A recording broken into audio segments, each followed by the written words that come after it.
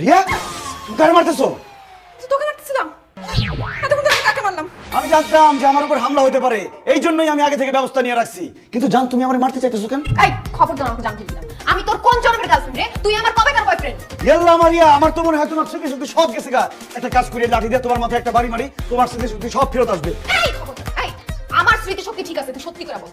তুই কে? কই থেকে আসছস? আরে কি আশ্চর্য কথা, কোথা থেকে আসবো মানে? আমি আমার বাড়ি থেকে আসছি, আর আমি আসছি তোমাকে বিয়ে করতে, খান সাহেবের জামাই হতে আসছি। জামাই হবি না? খান সাহেবের জামাই হওয়ার খুব ইচ্ছা, তোর শখ মিটাইতেছি আমি।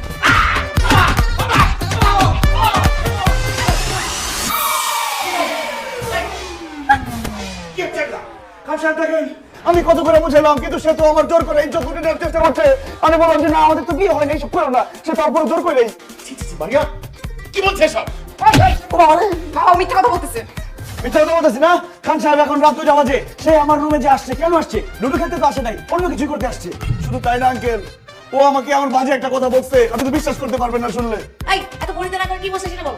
আন্টি, ও আমারে বলছে আমার বাবা মা এখন ঘুমায় আছে, এখন তো তারা কিছু বুঝতে পারবে না, চলো আমরা দুজন পালাই যাই। এই কত বড় মিথ্যাবাদী, আমি তোকে কখন বলছি এই কথা? ও যে মিথ্যা কথা বলতেছে, তাহলে সত্যি কোনটা সেটা বল। বাবা সত্যি কথা হচ্ছে আমি ওকে মারতে আসছি। ও আসলে কে, কেন আমাদের বাসায় সেটা জানার জন্য। এই দেখো লাঠি নিয়ে আসছি। ও আল্লাহ রে, কত বড় মিথ্যা কথা! খান সাহেব সে আমারে বলছে, তুমি যদি এই মুহূর্তে আমাকে নিয়ে না পালাও, তাহলে তোমাকে আমি লাঠি দিয়ে মাইরা শেষ করে ফেলবো। দেখছিস সালমা, তোমার মেয়ে কত বড় শিয়ানা। তোমার মতো হইছে। কি? আমার কথা বল কি? কেন মনে নাই বিয়ের আগে আমার সঙ্গে দেখা করতে আমাদের বাড়িতে গিয়ে আমার বাবার কাছে রামদুলাই খাইছিল? ভাই তুমি তো বলছিলা যে ছেলে দেখছি না। ও আমি বলছিলাম তোমার মতো আসছে, আমি তো বলছিলাম যে সন্ধ্যার সময় আসবে, রাতে গেছিল। আরে বাবা মা তোমরা কি নিয়ে ঝগড়া করতেছো? ওর ব্যাপারে কথা বলো। আমার মাথা এখন গরম হয়ে আছে, আমি এখন শুধু কথা বলতে পারবো না। কালকে সকালে এটা একটা ফিনিশ করবো, আমি একটা সিদ্ধান্ত নেবো।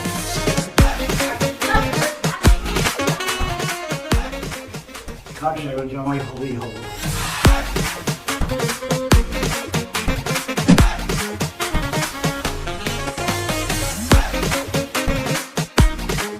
আচ্ছা এত ভাবতে হবে না, কি সিদ্ধান্ত নিলে তাড়াতাড়ি বলো।